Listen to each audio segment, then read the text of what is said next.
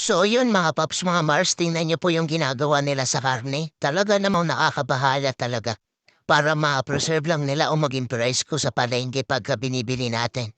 Mag-iingat po tayong lahat, no? Ayan yung mga paps, mga Mars, nilalagyan nila ng formalin para laging sariwa o laging presko yung karne o maging yung isda. Apakahirap na talaga ngayong panahon na to. No, maraming maraming salamat din po sa nang-share ng video na to. At nakikita po namin at nakikita po ng iba para maging aware po sa mga pagkain na binibili natin sa palengke sa araw-araw.